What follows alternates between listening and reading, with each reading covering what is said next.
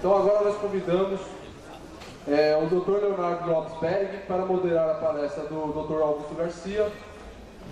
O Dr. Leonardo Berg possui graduação em agronomia pela Universidade Federal de Viçosa em 2004. Ele também possui mestrado em genética e melhoramento de plantas pela Universidade Federal de Lavras e doutorado em genética e melhoramento pela Universidade Federal de Viçosa. Atualmente é professora adjunta da Universidade Federal de Viçosa e tem experiência na área de genética com ênfase em biometria, atuando principalmente nos seguintes temas: genética quantitativa e estatística genômica. Uma palavra para o professor Leonardo.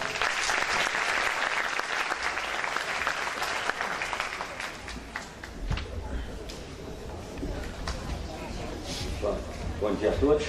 Gostaria de aproveitar para parabenizar o pessoal do Bem Melhor, incentiva todos a participarem de cursos como esse e numa manhã de clima agradável e ótimas palestras aqui para a gente. Eu aproveito aqui para informar que nós vamos modificar um pouco o que está previsto. Nós vamos colocar aqui a palestra do Dr.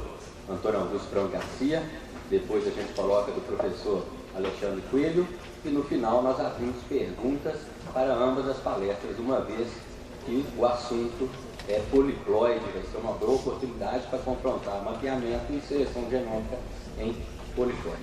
Então, eu convido aqui agora o professor Dr. Antônio Augusto Franco Garcia para ministrar a palestra intitulada Mapeamento Genético em Poliploides com ênfase em cana-de-açúcar.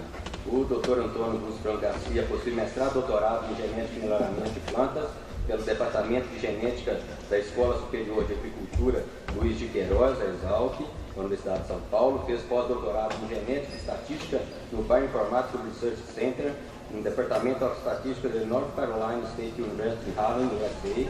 Iniciou sua carreira como pesquisador da UFSCar, trabalhando com melhoramento genético de cana-de-açúcar entre 95 e 98. Foi docente do Departamento de Ciências Exatas da Exalc de 98 a 2002, quando transferiu-se para o concurso para o Departamento de Genética da mesma instituição onde trabalha atualmente. Tem envolvimento em cursos de graduação na Exalc e pós-graduação na USP e Unicamp. Foi presidente da Regional São Paulo da Sociedade Brasileira de Melhoramento de Plantas entre 2009 e 2011. Recentemente tem dado grande ênfase, tem sido dada nas suas pesquisas sobre genética de espécies poliploides. Os principais assuntos que se trabalham são construções de mapas genéticos, mapeamento de QTL e seleção assistida por marcadores. Eu gostaria de convidar aí o professor Augusto nesse momento.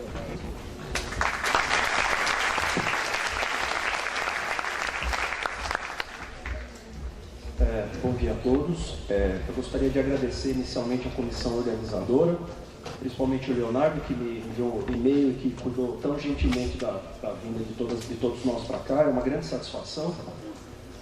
Gosto sempre muito de vir a Viçosa, é sempre um prazer muito grande. Aqui são feitos trabalhos muito relevantes e tem uma tradição enorme em pesquisas com melhoramento, genética quantitativa, genética estatística, genética biométrica. Então, sempre que a gente vem, a gente se sente honrado com o convite. É um lugar muito bom para ser visitado e uma satisfação ainda maior de participar de um evento como esse que tem se tornado uma tradição aqui desse grupo tão seleto de alunos que estão cuidando em tornar essa atividade aqui possível de ser atendida por todos vocês.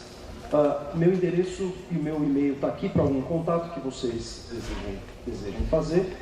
E eu também gostaria de iniciar minha apresentação usando 1 minuto da minha apresentação para fazer uma propaganda. Já que eu fui convidado para vir para Viçosa, eu convido vocês também para irem para Piracicaba no ano que vem. Nós vamos rapidamente falando aqui para vocês. Aqui tem um endereço que vocês podem anotar ou procurar no Google se vocês preferirem.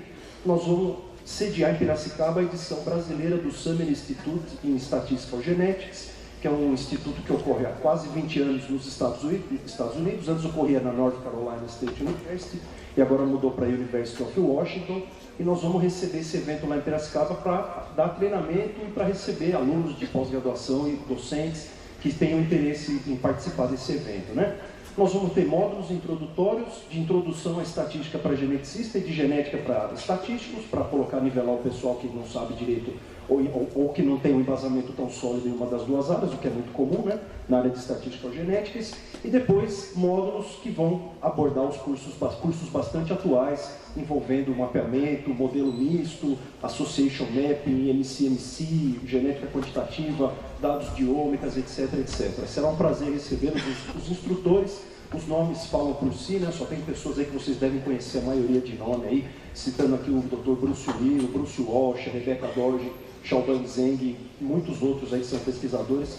Esse pessoal todo vai estar lá em Piracicaba no começo do ano que vem. Vai ser um prazer se vocês puderem aparecer lá para participar dos cursos. Desculpem pelo marketing, parece Milton Neves quando pega o microfone. A gente faz um merchanzinho aí, desculpa por usar um minuto da minha apresentação. A minha apresentação nesse evento aqui está dividida em basicamente 4 partes. Apesar do tema ser seleção genômica, até quando me convidaram eu até disse para a comissão organizadora se seria pertinente eu falar sobre mapeamento, porque pode ser que frustre alguns na expectativa de receber informação sobre seleção genômica, mas para nossa sorte o Alexandre Coelho vem em seguida e vai falar de seleção genômica em cana-de-açúcar. Nós temos trabalhado mais com essa parte aqui lá em Piracicaba, nós também temos projetos de seleção genômica, mas esses resultados aqui são mais maduros para a gente apresentar, então eu tenho preferido usar esses temas das nossas pesquisas aí para apresentar quando eu tenho oportunidade. Seleção genômica ainda está um pouco incipiente para fazer a apresentação do nível como essa que a gente pretende. Muito bem, eu vou falar fazer uma introdução e depois mostrar resultados de mapa e alguma coisa sobre QTLs em cana-de-açúcar. Já passei essa parte aqui. Pegando o gancho na apresentação da Eveline, que me precedeu, todo mundo aqui está acostumado a estudar genética. A gente começa estudando genética considerando os indivíduos diploides, que as espécies diploides são muito comuns, principalmente em animais. Mais ou menos metade das plantas são diploides e quase a totalidade dos animais são diploides também, com alguma exceção ou outra, né? E são indivíduos que têm 2 conjuntos cromossômicos, como vocês já sabem. Quando a gente fala em genotipar, nós estamos interessados em medir variação alélica dentro dos cromossomos homólogos, né? Isso que ficou claro pela apresentação da Eveline, até para quem não tinha ideia sobre o que são marcadores moleculares. E a gente usa marcadores para tentar acessar a variação alélica dentro desses genomas, para tentar usar isso como medida de variação dentro do genoma e associar isso com genes ou com características de interesse. Acontece que a maioria das técnicas para acessar essas variações são o que a gente chama de qualitativas. Você faz a genotipagem e você classifica indivíduos como sendo azão-azinho, azão-azão, ou azão-azinho, ou azinho-azinho, ou A qualquer coisa se o marcador tiver herança dominante, né? Mas de qualquer forma os dados são com a finalidade de fazer classificação. Isso tem sido usado em várias espécies porque ajuda, num certo sentido, os melhoristas. A gente não pode esquecer que informação também é importante para o melhoramento. Você estudar arquitetura genética de caracteres quantitativos também é importante, não só se você vai usar aquilo para seleção, mas você saber a base dos caracteres também ajuda você a definir métodos e assim por diante. A gente precisa de informação também para poder tomar decisão. E, claro, usar isso diretamente em processos de seleção genômica ou seleção usando clonagem de genes e assim por diante. Em espécies diploides, a gente já tem resultados expressivos. Tem muitos relatos de sucessos em várias experiências aí que o pessoal fez, usando métodos, inclusive de clonagem de genes e transferência de genes e etc, resultando em benefícios para essas espécies, pelo menos em parte do que o melhoramento faz, né? Agora talvez a gente esteja se aproximando um pouco mais de usar isso mais intensamente. No caso da cana-de-açúcar, a gente tem problemas, porque como ela é uma espécie poliploide com uma genética muito complexa, nós ainda temos problemas que são já resolvidos para as outras culturas. Por exemplo, nós não temos um mapa genético saturado. Nós temos mais de 20 mapas publicados, alguns são do meu grupo também, que a gente já publicou artigos com mapa, mas nós não temos um mapa saturado a ponto de ajudar, por exemplo, a montar o genoma. E ficou claro pela apresentação da Eveline também que você ter o genoma de referência serve para muitas coisas, inclusive ajuda também indiretamente no melhoramento, porque ajuda você a entender os marcadores, a herança de características e assim por diante. Então o nosso projeto, que começou há algum tempo, tem a pretensão de tentar ajudar a cultura da cana-de-açúcar oferecendo informações úteis e que começam com a gente conseguir fazer um mapa, é claro, e estender isso para usar em várias coisas, incluindo seleção genômica. A ligação entre genótipo e fenótipo normalmente é feita através de modelos, né? Então nós precisamos de pessoas trabalhando com modelagem. Muito bem. Se vocês têm em mente essa figura que eu mostrei aqui, ó, do exemplo de uma espécie de diploide, com dois conjuntos de cromossomos, quando você olha uma representação gráfica do genoma da cana-de-açúcar, você já vê que ele é muito mais complicado do que aquela figura que a gente estava colocando. Por grupo de homologia, nós não temos só dois cromossomos, nós temos um número e esse número pode ser variável, há evidência de que esse número é variável de loco para loco, ou melhor, de grupo de homologia para grupo de homologia. A espécie tem mais de 100 cromossomos e o número de cromossomos dentro do grupo de homologia é desconhecido e variável. Isso torna essa espécie uma espécie bastante difícil de você fazer estudos genéticos, até mesmo básicos, porque o genoma é muito complicado. Como que a gente poderia usar marcador molecular, marcadores genéticos, num cenário tão complexo como esse? Se você escolher usar marcadores bialéricos, ou marcadores dominantes, ou marcadores que detectam presença ou ausência, se o genoma é poliploide, imagine que eu pegue um grupo de ligação que tenha um grupo de homologia que tenha 8 cromossomos. Por natureza, se eu considerar um único loco, eu posso ter de 0 até 8 cópias de um dado alelo, lá se eu tiver um marcador bialélico. Mas se eu só conseguir genotipar com um sistema de marcadores que só lê a presença e ausência, eu posso ter numa situação complexa como essa, uma leitura muito simplificada como essa, por exemplo, presença de pelo menos um A, que eu não sei, que varia de 1 até 8, e ausência desse A. Com a segregação envolvida, é claro que eu posso selecionar marcadores que segreguem dentro de algum padrão de segregação conhecido, mas esses padrões são tão complicados, dependendo do cruzamento, que você precisaria de populações de tamanhos irrealistas para programas de estudo de mapeamento, porque você precisaria de muitos indivíduos para conseguir separar as diferentes categorias de segregação. Quer dizer, marcadores que só identificam presença e ausência têm uma limitação intrínseca que dificultam o uso deles nesse cenário. E é muito importante, quando você fala no poliploide, de você conseguir distinguir doses desses marcadores se você quiser fazer alguma associação entre marcador, entre genótipo e fenótipo. Porque se o genoma é desse jeito, a gente precisa acessar ele da forma como ele é. Quando a gente usa simplificações como essa, a gente pode ter sucesso, mas vai ser um sucesso relativo e limitado ao fato da gente não estar vendo o genoma como ele é. É claro que existem progressos nos estudos com cana, mesmo nos mapas usando só marcadores de dose única, que tem só uma única presença, eles são úteis, interessantes, mas a gente está indo para o ponto que a gente precisa refinar esses resultados, e isso só vai ser possível se a gente conseguir ler essa variação como ela de fato é. Por isso, alguns anos atrás, nós propusemos um projeto que está terminando o financiamento agora, que é um projeto para tentar fazer genotipagem quantitativa de poliploides e principalmente de cana-de-açúcar, que é essa espécie complicada que eu falei por vocês.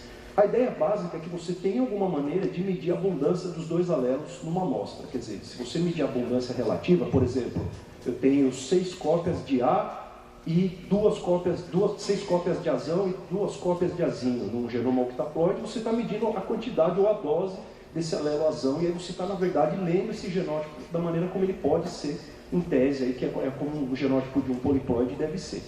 Existem várias maneiras de fazer isso, métodos baseados em fluorescência, métodos baseados em espectrometria, e a gente optou por começar com esse método aqui, que eu já vou mostrar para vocês qual foi a razão. Mas isso daqui pode ser estendido diretamente para as técnicas novas que já surgem, que isso surge com uma velocidade espantosa, né? Até a gente propor o projeto, até hoje a gente tem outros protocolos aí que são interessantes, como o GPS, o sequenciamento de RNA e outras técnicas aí, que a gente pode adaptar essas ideias facilmente, porque eles também estão tentando medir abundância. O fato é que, com essas técnicas que eu vou passar rápido aqui, nós começamos usando uma tecnologia que chama Sequenom, que é muito usada em humanos para fazer análises com que você precisa de um refinamento muito grande, como, por exemplo, detectar células que têm câncer, ou então detectar mutantes raros em amostras que têm mistura de genótipos, em coleções de genoplasma, assim por diante. Nós decidimos usar essa tecnologia aqui porque ela tem a precisão que precisa para a gente, inclusive, provar o conceito de que é possível e o que dá para fazer com esses dados. Muito bem. Ela tem todo um desenvolvimento que eu não vou gastar meu tempo aqui falando disso, acho que eu tenho coisas mais interessantes, mas ela é baseada em você usar primers de captura e primers de extensão para procurar polimorfismos nos SNPs, quer dizer, uma técnica para genotipagem de SNPs que permite você localizar diferenças a nível de nucleotídeo entre os indivíduos. Não só isso, que você consiga medir a abundância relativa entre eles, que no fundo é a mesma coisa que é feita em diploides, né? Mas num cenário muito mais simples. Bom, como funciona essa técnica? Essa técnica, vamos assim imaginar um esquema bem simples, que a gente tire toda a complicação e fique só com a essência do método. Se a gente conseguisse colocar aqui dentro um DNA do indivíduo que tivesse um genótipo, que tivesse, por exemplo, 2, 4, 6 Gs e 2 Cs, colocar dentro de um tubo isso daqui, indivíduos que tenham 6, quer dizer, ele é dupla dose de C e dose de 6 cópias ou 6 doses de G. Se você colocar ele nesse tubo aqui e fizer uma ionização com laser e colocar ele aqui nessa máquina, como se você desse um tiro aqui e jogasse ali na ponta, a tecnologia de espectrometria permite que você avalie o tempo de voo que essas moléculas vão demorar para percorrer essa distância. E como a massa de quem tem um C na ponta é diferente da massa de quem tem um G, considerando que o resto do fragmento é igual, você pode colocar um aparelho na ponta aqui que detecte a intensidade de Gs que você recebe aqui no fim e a intensidade de Cs que você recebe aqui. Quer dizer, essa tecnologia de espectrometria fala para você que você tem um pico que corresponde ao alelo de menor massa e um pico aqui que corresponde ao alelo de menor massa ao alelo de maior massa depois que você fizer a reação. Resumindo, cada indivíduo que você coloca lá naquela máquina, é claro que a gente não faz um por um, a gente faz isso não só com o indivíduo, mas com complexos de vários blocos também, para diminuir o custo. Quando você coloca um indivíduo, você encontra um resultado como esse aqui, por exemplo. É que seria interessante vocês gastarem um minutinho para tentar entender. Isso aqui é o resultado de uma reação dessa daqui, em que a gente colocou um indivíduo, está olhando o resultado para um único indivíduo. Esse indivíduo apareceu um pico aqui, para esse alelo G, e não apareceu um pico para esse alelo C aqui. Estão vendo? Isso aqui é tudo o resíduo, tem um marcador que fala se a reação funcionou. Esqueçam essa parte, olhem só aqui, porque como a gente sabe o peso molecular, a gente sabe exatamente onde olhar aqui na máquina para procurar o sinal, para saber se essa molécula atravessou o tubo ou não. Todas as moléculas eram com G no fim e não tinha nenhum C. A massa, a gente pode indicar isso num gráfico e fazer um gráfico de 2 dimensões, aí, um scatter plot, e colocar a massa como sendo 0 nessa posição e a massa como sendo o valor que está colocado aqui, que está indicado aqui. Então esse ponto aparece aqui. Não tem massa para um alelo e tem todos os valores no outro. Colocando um segundo indivíduo, por exemplo, o próximo indivíduo numa amostra. Isso aqui são dados reais. Esse segundo indivíduo tem um pico aqui, e tem um pico aqui também, mas esse aqui é muito maior do que esse. É claro que isso aqui fala que ele tem muitos Gs e poucos Cs. O ponto teria pouca massa desse alelo que é o C e muita massa do alelo que é o G. Indo assim sucessivamente, eu consigo alocar indivíduos da minha amostra. Imagine que aqui tenho todos os indivíduos. Ó. Indivíduos que estão em azul são indivíduos que são homozigotos, ou a gente fala nuliplex para G, só tem cópia aqui. Nuliplex para C, quer dizer, só tem cópias de G, como se fosse dose 0. Indivíduos que têm uma parte de Gs e uma parte de Cs. E também indivíduos que têm uma outra quantidade proporcional. Aqui do pico proporcional dentro dessa reta. A variação nesse sentido aqui é função simplesmente de problemas da PCR, que não é nunca uma reação precisa que dá a mesma quantidade de moléculas no final, mas basicamente os indivíduos vão se agrupar em clusters aí que nitidamente o ângulo dessas retas que a gente poderia traçar aqui tem a ver com a proporção dos 2 picos. Se fosse um diploide, uma amostra de milho, de uma população segregante aí qualquer, uma população com 2 alelos, um F2 por exemplo, você encontraria indivíduos nesse eixo, que são homozigotos para um lado, indivíduos nesse eixo, que seriam indivíduos homozigotos para o outro alelo, e indivíduos na reta com 45 graus, que são heterozigotos, quer dizer, tem metade do alelo com SNP e a outra metade com outro SNP. No poliploide, esses ângulos, evidentemente, são diferentes, porque a proporção pode ser diferente só de 100%, 50% ou 0. Quando você genotipa isso em diploides, na verdade, você tem que fazer a mesma classificação, mas o problema é bem mais fácil. Bom, ok. Então, temos a ideia, temos a parte intuitiva, vamos para os dados. Esses aqui são resultados reais de 3 locos que a gente genotipou numa população biparental, com F1, no cruzamento de 2 indivíduos não homozigóticos. Esse primeiro loco é fácil a gente olhar e falar, olha, tem 3 clusters aí, você consegue ver, e você pode até dizer que a estimativa do ângulo aqui está bastante precisa, quer dizer, você tem uma ideia do ângulo da proporção entre os 2 alelos. Já nesse segundo caso, aparenta ser trivial, mas não é nem um pouco trivial você dizer quantos clusters tem aqui. Porque você teria que levar em consideração se esses pontos que estão aparecendo nas extremidades aqui, se eles são outliers, porque um ponto só você pode desconfiar que é um erro, um problema que você teve, ou de repente ele pode ser um valor real mesmo que aconteceu na sua amostra. Se você lembrar de segregações teóricas, quando você faz um cruzamento F1, geralmente as bordas da distribuição, as pontas da curva, são mais raras mesmo, você tem que tomar a decisão se você vai manter esses indivíduos ou não. Se você mantiver, dá para ver 5 clusters aqui, mas na verdade são 6. Depois eu explico para vocês por quê. esse valor. Aqui uma nuvem de pontos como essa aqui, basicamente é um caso de quase no-call, a gente não consegue falar o que está acontecendo aqui, né? Mas na verdade tem informação sim, que dá para tirar. Bom, então nós começamos. A primeira ideia foi, vamos propor um método de genotipagem que seja possível de usar em poliploide. Microsatélites, DARTs são ótimos, têm sido usados, a gente também usa tudo isso, a FLP, RPD, EFLP, usamos conforme as técnicas foram evoluindo, mas chegamos na limitação de tentar usar uma metodologia nova para tentar avançar um pouquinho no conhecimento, que é o papel do cientista. Fizemos isso, mas aí caímos no problema. E agora, como é que analisa os dados que saem da máquina? Se você terceirizar o serviço ou comprar uma máquina do Sequenom ou do Illumina, todos os protocolos que estão lá estão preparados para analisar dados de diploides, é claro. Porque eles vendem a tecnologia e os métodos para diploides. Eles têm alguma coisa para tetaploides, porque eles têm interesse em vender para o pessoal de batata, principalmente, que também usa essas tecnologias, mas você tem a limitação de que eles não estão muito interessados porque nós trabalhamos com uma cultura como a cana, que a ploidia nós não sabemos direito quanto é também. A ploidia dela é variável, como eu mostrei para vocês. A gente, os métodos de diploide não é simplesmente você fazer uma extensão e usá-los, porque existem diferenças conceituais profundas entre o que você precisa para classificar esses dados aqui no poliploide que você não sabe a ploidia e no poliploide ou no diploide que você já conhece, tem muita informação genética a respeito.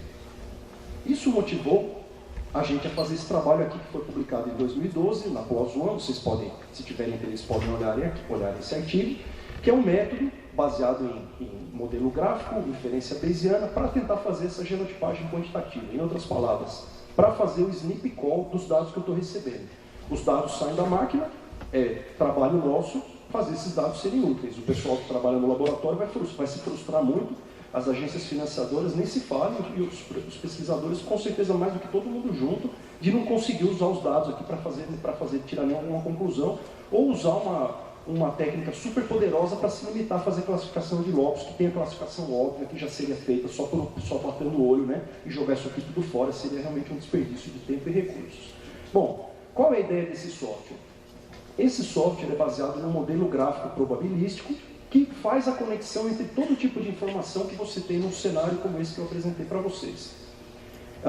Vamos tentar entender isso aqui, é claro que é complicado para eu explicar rapidamente, mas só para passar para vocês as ideias mais intuitivas. Imagina que você tem uma espécie que tem uma dada ploidia.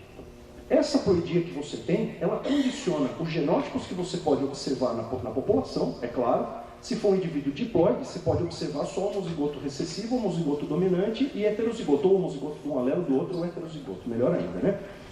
Condiciona também os genótipos dos parentais que originaram, os genótipos parentais ou dos genitores que originaram essa população. É lógico que isso é função da ploidia, certo? Isso que você pode observar. A ploidia limita o que sai daqui. O genótipo dos pais condiciona também a distribuição teórica de cada um dos genótipos que você pode encontrar na população segregante.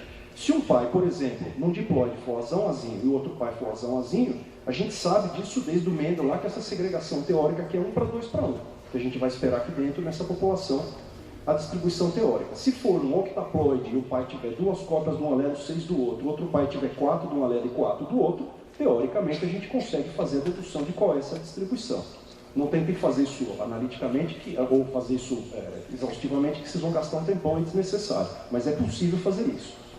Bom, a mesma coisa com os genótipos dos indivíduos que a gente espera encontrar na população e os dados. Não vamos esquecer que os dados não vêm classificados. Uma coisa é dizer que eu estou esperando encontrar um indivíduo heterozigoto, outra coisa é o dado que vem da máquina.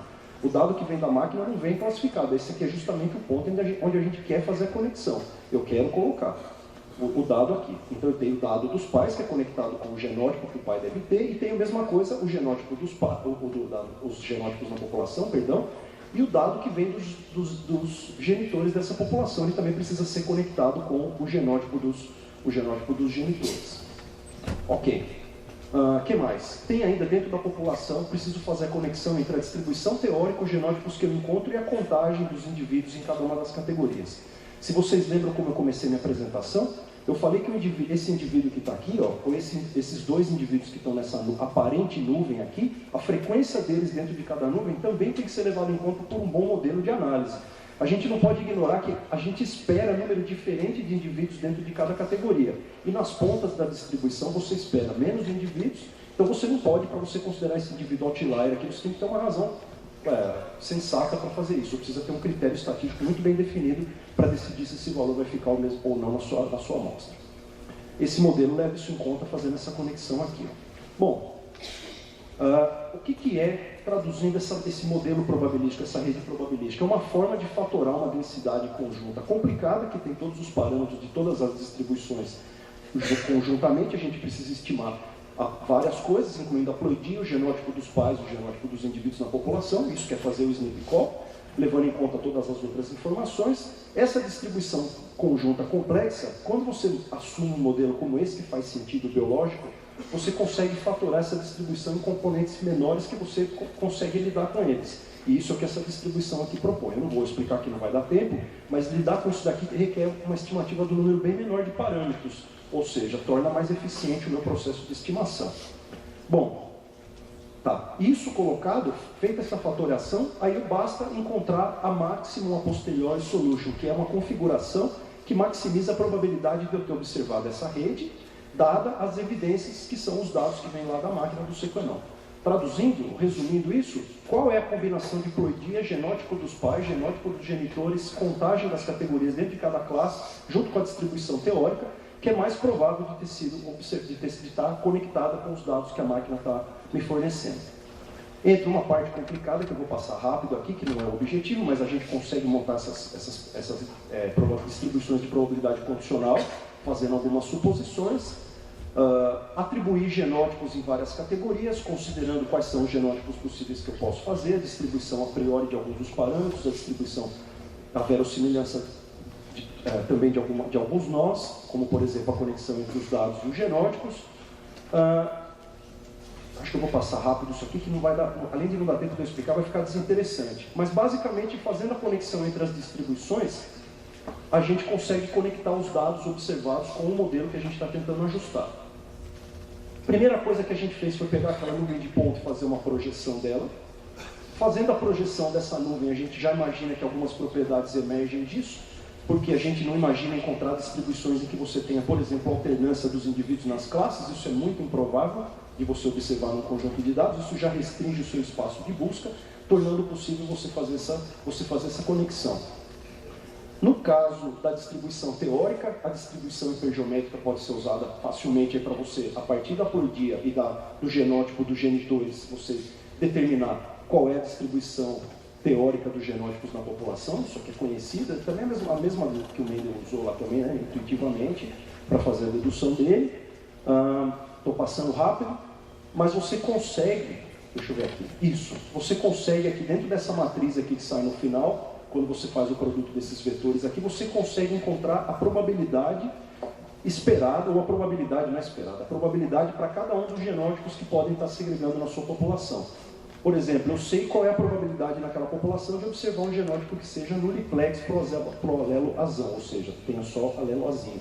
Sei também a probabilidade de observar um indivíduo com 4 doses, sei de 3, sei de 2, e sei que tem genótipos aqui que nunca vão aparecer na minha população, porque eu não tenho nenhuma probabilidade deles ocorrerem. Eles são, aliás, impossíveis de ocorrerem em função da combinação dos genótipos dos pais. Tendo isso, eu consigo ter pelo menos uma primeira ideia de começar a julgar o que faz sentido para os dados que eu estou recebendo da máquina que a máquina está me fornecendo.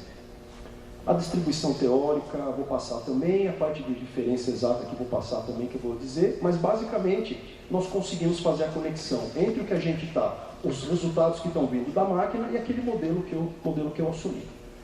Pois bem, a projeção não está muito clara, não sei se está dando para vocês enxergarem, mas essa aqui é a figura em que mostra a classificação daquele primeiro SNP que eu mostrei como exemplo, que eu disse que a classificação era fácil. Isso aqui já usando a análise estatística nesse modelo que eu acabei de discutir para vocês. Quando você olha os dados aqui, você observa claramente que você tem 3 nuvens de pontos, que você alocou os indivíduos e que dentro de cada nuvem você tem indivíduos com genótipos que estão indicados aqui. Não está dando para ver direito, mas o azul ele é 10 T's e 0 G's. Ou seja, um indivíduo nuliplex, ou como se fosse um homozigoto para alelo T. Só tem T no SNP, nesse SNP aqui, ó, SNP 382. O indivíduo que está em verde, ele tem 9 T's e 1 G. Se eu estou enxergando aqui, 9 T's e 1 G, quer dizer, ele tem um indivíduo, ele tem dose única do alelo G. Os indivíduos que estão no vermelho, eles são 8 T's e 2 G's. Quer dizer, eu consegui alocar o indivíduo Quando você faz uma genotipagem de SNPs usando alguma técnica quantitativa, você vai ter esse problema também, só que a máquina vai te dar um dado classificado no final lá. Quem já usou o Illumina para fazer isso já sabe que você tem que tomar decisão de alguns parâmetros, quanto se aceita de dispersão lá, uma coisa ou outra, mas ele basicamente te dá os indivíduos genotipados e a confiança nisso. Esse indivíduo é homozigoto, heterozigoto ou não. Aqui a gente tem que fazer isso e, como eu falei no começo, o modelo não está pronto. Tem algumas outras coisas que eu vou também passar. Essa aqui é a comparação da distribuição teórica com a distribuição observada. Também está um pouco difícil de ver, mas em amarelo é a distribuição teórica, que eu esperaria encontrar dos genótipos dentro de cada categoria. E com as cores, são exatamente as mesmas cores dos genótipos que vocês estão vendo aqui. Ó. Quem está vermelho é o indivíduo que tem um genótipo vermelho aqui nessa curva de dispersão. Quem é verde, quem é azul e assim por diante. Vocês estão vendo que tem aqui um ajuste bastante interessante, um ótimo ajuste entre os dados e a distribuição teórica esperada. Isso também tem que ser levado em conta. À medida que você muda a configuração dos pais, essa distribuição pode assumir diferente número de classes, e aí você usa isso para ajudar na classificação. A probabilidade a posteriori de várias ploidias que você pode colocar no modelo para fazer a sua busca. No caso, a gente procurou de 2 até 20. 2 é um exagero, porque a gente sabe que cana não é diploide. 20 também não tem nenhuma evidência na literatura que cana tenha ploidia 20, mas você pode colocar isso como um espaço de busca para ver o que acontece com o seu modelo, e esse aqui deu um ajuste muito bom para a ploidia 10. Ó. A probabilidade a posteriori dele ter ploidia 10 quase foi 1. Aqui vocês não estão vendo outros valores pequenos aqui, mas isso aqui é 0,99 alguma coisa, muito próximo de 1. Em outras palavras, esse SNP está localizado num grupo de homologia que tem 10 cromossomos. E isso a gente não sabe, a gente tem que estimar, porque como eu comecei minha apresentação, a cana tem número variável de ploidia para cada loco. Quando o SNP vem, infelizmente não vem dizendo que cromossomo ele está. Então eu não sei que cromossomo ele veio, eu preciso estimar isso de alguma maneira, ou testar indiretamente de alguma forma, comparando com alguma informação. Uma delas é avaliar na população segregante, como eu acabei de mostrar. Esse desenho mostra como é a classificação só de uma prova de conceito feita com um número muito pequeno de SNPs, que foi uma primeira rodada que a gente fez, só para ver se a máquina funcionava e se os resultados tinham sentido biológico. E aqui ó, a gente observou qual é a ploidia que a cana-de-açúcar apresenta. A ploidia da cana-de-açúcar basicamente varia entre 6 e 14. Esses números que vocês estão vendo como 16, 18 e 20, eu não tenho tempo para explicar aqui, mas tem toda a evidência de serem artefatos estatísticos facilmente detectáveis quando você olha em outras propriedades do ajuste, não só na probabilidade a posteriori.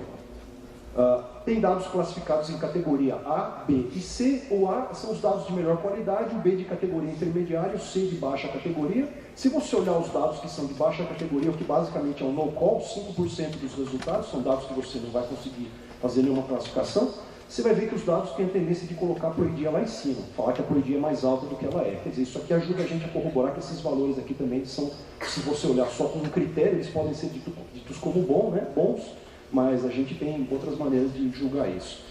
Se você entende um pouco do modelo, faz mais sentido você pensar que quando tem uma nuvem de pontos, faz sentido o modelo tentar colocar como se fosse uma nuvem para cada ponto, né? Então ele tende a superestimar a ploidia, porque daí o modelo vai ter um ajuste melhor, ele vai encher de parâmetros. Se você não penalizar o modelo, ele vai embora e coloca parâmetro até quando ele quiser para tentar ficar o melhor ajuste, né? Só que isso não tem nenhum sentido estatístico nem biológico. Bom, isso tudo colocado, a gente conseguiu publicar esses resultados nesse artigo aqui que acabou de sair, vocês não estão vendo aqui também, mas é 3 de dezembro. 3 de dezembro ainda não é futuro ainda, né? Hoje é que dia? 26, 7, né? Esse artigo vai entrar online aqui na semana que vem, acho. Semana que vem ou daqui a alguns dias. Em que a gente mostra que se você fizer genotipagem com SNPs, você consegue sim caracterizar o genoma da cana e outros autopoliploides complicados. A gente tem esse artigo aí, muito mais evidência do que eu apresentei para vocês. Talvez vocês não tenham se convencido que esse gráfico aqui é bacana, que tem informação legal aqui, mas acreditem em mim, tem muita evidência. A gente fez análise citogenética, citológica também, tem informação de literatura, SNPs que foram testados com outra metodologia, fizeram uma pesquisa em bancos de Baques, tem um monte de coisa, por isso que tem um monte de gente aí envolvida, né, para fazer esse trabalho, porque é um monte de informação junta para mostrar que sim, se você tiver alguma máquina, alguma técnica que meça a abundância relativa dos alelos, você consegue sim estimar a ploidia e a dose de cada um desses SNPs, você consegue ter confiança nisso bem alta em muitos casos, Ou seja, começamos a primeira coisa que a Eveline falou aqui na apresentação dela, que eu pego uma carona de novo, que é conseguir fazer a genotipagem para daí passar a falar em mapa e para daí passar a falar em seleção genômica, né? Sem genotipagem não seria impossível fazer isso. Bom, ok. Acabando com os dados, a classificação dos dados. Vamos assumir que isso aqui está razoavelmente encaminhado, claro que vão aparecer discussões sobre isso, né? Nenhum artigo nunca é definitivo, mas a primeira etapa da discussão foi lançada. Agora o pessoal vai ajudar a gente a melhorar isso com as críticas que certamente vão surgir do que precisa ser melhorado. Vamos para o próximo passo. Vamos usar esses dados para fazer um mapa. Aí a gente pode ficar pensando e falar, pô, será que mapa é importante? Hoje tem genoma de tudo quanto é espécie, por que você vai fazer um mapa? Né? Eu já vi apresentações em que as pessoas falam que os mapas morreram, né? Mas eu, além de eu não compartilhar com essa opinião, eu diria para vocês que para fazer o genoma precisou do mapa. E tem espécies que não tem o genoma, não tem nem o mapa também. Como é que vamos? A gente precisa colocar essa informação toda junta para a gente continuar a conversa, né? E dizer para vocês também que, como a Eveline falou, uma técnica não vem substituir a outra necessariamente. Não é porque você tem o genoma que você vai imaginar que o mapa não fale coisas diferentes num nível diferente de zoom, né? O mapa fala sobre recombinação, por exemplo, que é muito importante quando você quer estudar o genoma sobre vários aspectos, né? Informação que o genoma não necessariamente contém. Muito bem. Bom, mapa. Vamos assumir que é importante fazer mapa. Se você estiver trabalhando com diploid, você está bonito. Tem método, software, dado, tudo aí para você fazer o seu mapa aí. Até outcrossing, espécies de diploides que não tem linhagens, mas que você consegue cruzar aí, você está tranquilo. Pode procurar na literatura e você consegue fazer o seu mapa agora. Agora, para poliploide, só os autotetraploides é que estão avançados nisso. O último artigo que eu conheço é de 2013. Esse aqui é artigo da PLOS ONE, esse aqui é PNAS, em que o pessoal apresenta como fazer mapa em autotetraploides, mas eles param em autotetraploides, justamente porque eles estão interessados em batata. Cana, a ploidia começa em 6.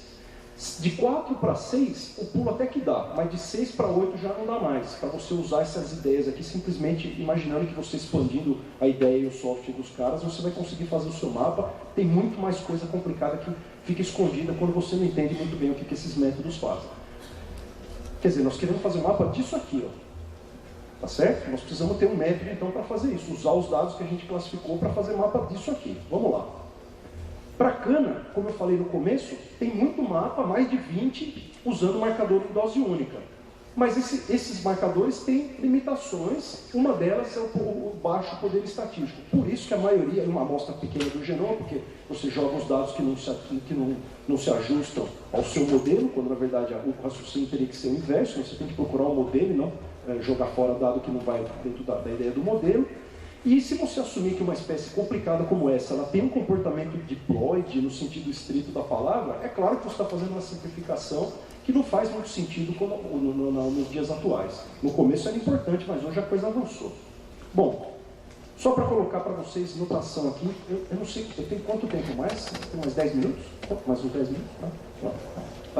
Só para colocar vocês com ideia de notação aqui. Ó. Primeira coisa, vamos começar com hexaploide. Poderia ser cana. Cana tem parte do genoma que nós temos fortes evidências que tem comportamento hexaploide. Eu não sei se eu falei também, mas se eu não falei, isso aqui é cruzamento comercial, viu? Não é das espécies ancestrais, que as espécies ancestrais têm sim ploidia conhecida. Nós estamos falando de cruzamento comercial. Tem evidências de que tem parte do genoma que é hexaploide. Vamos colocar um alelo do marcador em cada um e imaginar que existe uma técnica que me permita ler o alelo de tal maneira que vá sair na frente aqui um número que fala qual cromossomo homólogo ele está. Se eu tivesse isso, o problema estava resolvido, porque quando eu sei o genótipo do indivíduo, eu já sei automaticamente o alelo em que homólogo ele está. Mas isso não existe ainda, o SNP não é assim. Mas se eu assumir isso, só para começar a conversa, para vocês terem uma ideia do problema, para um hexaploide, olha aqui, isso aqui representam os cromossomos, como que esse indivíduo aqui forma gametas? Diferente do diploide. Um azão-azinho todo mundo aqui já sabe fazer. Antes de entrar no curso de graduação, vocês já sabem como segrega um azão-azinho. Mas como segrega um hexaploide? Primeiro, se ele tiver formação de bivalentes, ele vai formar diferentes bivalentes e a partir desses bivalentes ele vai formar os gametas que vão para a geração seguinte. Quantos bivalentes um hexaploide forma? Não é fixo, como é o caso do diploide, que forma só um tipo de bivalente, só tem 2 cromossomos e eles têm que parear de uma única maneira. Aqui a gente tem diferentes conjuntos, eles podem parear, por exemplo, como está aqui, 1 com 6, 2 com 5, 3 com 4, que é o primeiro conjunto, mas você pode ir avançando isso e fazendo outras combinações. Ó. Tá vendo? Na verdade tem uma fórmula que é essa daqui. No hexaploide você tem 15 possíveis tipos de pareamento bivalente. Cada célula, na hora de fazer meiose, se for bivalente, pareamento, ela pode parear de 15 maneiras diferentes. Um bom modelo tem que levar isso em conta. Cada bivalente, a probabilidade de você observar configurações parentais e configurações recombinantes é dado por essa matrizinha famosa aqui, que é a mesma de diploide. Cada bivalente. Quando eu tenho vários bivalentes, a extensão disso aqui é trivial, fazendo um produto de Kronecker, montando essa matriz aqui que coloca todos os bivalentes possíveis para uma dada configuração, né? Pareou assim, a probabilidade está aqui dentro. O legal é que, de forma geral, todos os elementos desse Kronecker aqui têm uma única forma, que é essa forma que está colocada aqui. Eles são iguais, só muda aqui o M e o L que você coloca lá dentro. Então você tem uma forma geral para fazer isso. Tudo bem. E se você tem essa fórmula, você pode então definir a distribuição de probabilidades aqui, facilmente colocando a probabilidade como sendo a fórmula, ou zero, porque tem configurações que não são consistentes com o genótipo que você observou. Por exemplo, tem alguns bivalentes que não podem ter surgido em função dos dados que vocês estão falando, porque o dado não permite que o dado bivalente tenha aparecido. Bom, eu não sei qual foi o pareamento, porque isso não é observado ainda com as técnicas de hoje. Ninguém vai ver meiose de cada cruzamento lá que a gente faz, inviável atualmente. Então, eu preciso considerar isso para todos os cenários. Se eu assumir que a formação de todos os bivalentes é equiprovável, eu consigo, somando os elementos dentro de cada uma das possíveis matrizes, montar uma matriz aqui que tenha todas as probabilidades possíveis, levando em consideração os diferentes possíveis bivalentes que podem ser formados. E isso é legal, porque se eu tiver dados que me digam que existe pareamento preferencial, é só trocar qual vai ser a probabilidade de formar bivalente aqui, que se eu assumir aqui provável é só somar, se não for, é só colocar essa distribuição que eu sei aí como priori e chegar nessa matriz aqui com um valor bem realista para o que os dados estão dizendo. Isso feito, eu consigo então ter o termo geral para falar qual é a probabilidade naquela matriz, também ter uma fórmula global, e mais do que isso, consigo fazer a probabilidade de transição de um gameta para outro, que é o que eu preciso para fazer um mapa. Para fazer um mapa, até de diploide, a técnica, os métodos melhores de análise levam em consideração propriedade markoviana, fazem análise multiponto, e aí colocam toda essa informação junta para você fazer a conexão entre os nós, entre os marcadores aqui dessa sua cadeia de Markov. Você precisa dessa probabilidade.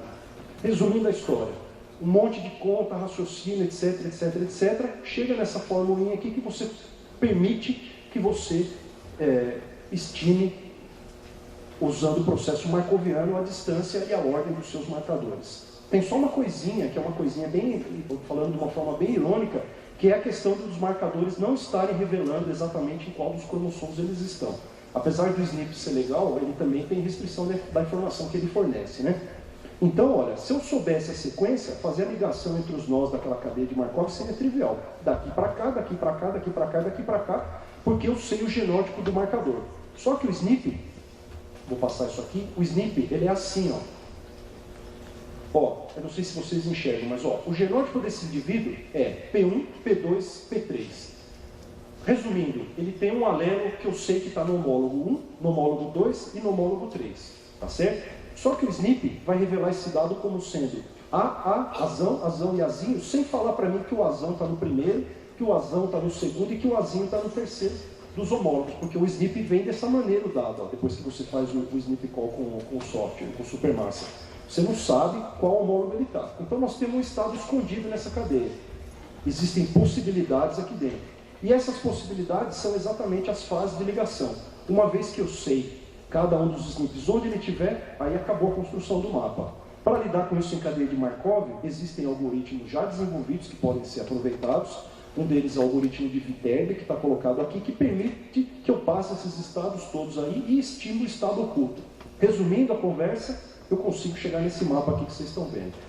Esse artigo não está publicado ainda, nós estamos trabalhando, acabando ele, a gente deve submeter esse ano ainda, se der tudo certo. Nós temos aqui como fazer um mapa, usando essa abordagem multiponto, e com SNPs e também com outros marcadores, porque aqui nesse cenário também tem microsatélite. Eu não joguei fora os dados dos microsatélites que eu já tinha, mas eu consegui estimar a ligação entre os marcadores para qualquer dose possível, desde que eu tinha feito o SNP call, e incluindo os microsatélites aqui junto também. Só para vocês terem uma ideia, se você só estivesse fazendo esse mapa aqui usando o micro, aqui é o mapa de um pai e aqui é o mapa do outro. Os mapas são construídos conjuntamente em princípio. Se você tiver alguma razão para não fazer isso, só colocar no modelo lá que ele aceita também. Vamos imaginar que você estava genotipando esse indivíduo só com microsatélites, que são essas bolinhas pretas aqui. Um pouco difícil de ver, mas acho que dá. Olhem esse indivíduo aqui, ó. Se ele tivesse sido só genotipado com as bolinhas pretas, você só teria poder estatístico e resolução para detectar a ligação entre esses marcadores. Eles apareceriam como um grupo de ligação com 4 marcadores, e esses marcadores aqui que seriam ligados aqui, acho que é preto também, aqui é sim, esses dois aqui, tá vendo? Esses 3 aqui, na verdade, esse aqui também, 4, perdão, esses 4 aqui também que são microsatélites, ó. Então o meu mapa sairia como? Sairia um grupo de ligação para esse aqui e um grupo de ligação para esse aqui. Isso seria um mapa de microsatélite. Toda outra informação eu perderia. Não tem poder estatístico para você detectar a ligação entre isso e isso, a menos que você tenha milhares de indivíduos na sua população segregante, o que é antieconômico. Não daria. E para você saber que eles estão, na verdade, no mesmo grupo de homologia, porque isso aqui é o mesmo grupo de homologia, nessa parte do genoma que é hexaploide, para você saber disso, você depende na classificação dos primers permitir esse tipo de coisa. Se você olhar na literatura, você vai ver que a classificação baseada nos primers do microsatélite, ela depende muito do critério que você considera para dizer que você vai chamar de grupo de homologia ou não. Em outras palavras, não é confiável. Resumindo, você teria 2 grupos de ligação com 4 marcadores, sem saber que eles são do mesmo grupo de homologia, quando na verdade, quando você tem todos os marcadores envolvidos, você está fazendo a ligação de acordo com o que a gente imagina ser mais próximo do que a espécie realmente é. Tem aqui um exemplo para a parte octaploide do genoma, a gente estimou para cada nível de ploidia, aí temos evidências para isso, como eu já falei para vocês. Para nossa sorte, os grupos que estão classificados dentro da mesma ploidia estão tendo a tendência de ligar entre si, o que confirma que a estimativa da ploidia está bem razoável. Quando você testa a ligação do que tem ploidia 6 com o que tem ploidia 6, eles estão ligando em média. Quando você testa 6 com 8, eles não ligam, e assim por diante. Ou seja, isso aqui é mais uma evidência que a estimativa da ploidia está bem razoável. E a informação que sai disso aqui é bem interessante. Nós pretendemos usar essa informação aqui para fazer, obviamente, QTLs de seleção genômica de outra maneira. O mapa não, você não precisa fazer um mapa para fazer seleção genômica, mas conhecer o genoma e ter uma informação de como ele é, as ações gênicas, etc., as posições, o comportamento dele em termos evolutivos e genéticos, é claro que ajuda você a refinar o modelo, porque você não pode se basear simplesmente nos modelos que tem para milho, para soja, para seleção genômica, e imaginar que cana-de-açúcar tem o mesmo tipo de funcionamento quanto à genética do caráter. Nós fizemos uma primeira prospecção de QTLs aí, temos alguma evidência que tem coisas aí, mas nós não temos dados fenotípicos bons ainda. Esses dados estão sendo obtidos nesse momento, então esse resultado aqui é só preliminar, mas é possível, a partir desse mapa aqui que vocês estão vendo, começar a procurar QTLs aí para ver se tem alguma evidência de que isso esteja acontecendo. A gente gostaria de poder fazer um trabalho como esse daqui, por exemplo, em que a gente usou modelo misto para estudar a interação entre QTLs e colheitas, cana tem vários cortes, e ambientes, mas isso ainda não está pronto ainda, estamos trabalhando ainda porque nós temos que fazer avanços ainda que ainda não chegamos a esse ponto, né? Como eu falei, é um trabalho em progresso, a gente já consegue fazer o mapa, tomara o artigo seja submetido, deve demorar um tempão aí até sair, vamos ver o que vai acontecer, né? Mas já estamos aproximando. Para QTL tem bastante coisa para fazer ainda, se a gente for pensar nisso. Para a seleção genômica também, o Alexandre vai falar depois de mim, vai mostrar o progresso que eles fizeram lá, que é grande, e a gente vai ver que, é claro, as coisas estão avançando e a gente vai esperar no futuro fornecer resultados informativos para os melhoristas. Lembrando que seleção genômica, que é o tema da palestra, é realmente uma coisa que enche os olhos e que a gente tem muito otimismo. Temos exemplos muito interessantes, muitos grupos bons de pesquisa estão investindo bastante desse tempo. Não poderia ser diferente com a cana-de-açúcar, apesar das dificuldades que devem ter ficado claras com a minha apresentação. Só para colocar o pessoal aqui, esse é um projeto que envolve, aqui eu não coloquei todo mundo, mas os principais pesquisadores envolvidos, a doutora Anete de Souza, da Unicamp, que é a coordenadora desse projeto, que é financiado pela FAPESP e pelo CNPq, o Instituto Nacional de Ciência e Tecnologia do Bioetanol, o meu grupo lá em Piracicaba, e não poderia deixar de ressaltar que o trabalho do mapa é a tese de doutorado do Marcelo Molinari, que ele é postdoc no meu laboratório agora, até o ano que vem que ele está indo para Purdue, né? Mas ele que fez e que trabalhou muito intensamente, vocês devem imaginar a complicação que foi para desenvolver esses novos modelos, ok? Obrigado mais uma vez, espero vê-los em Piracicaba, quem sabe ano que vem, em janeiro. Obrigado.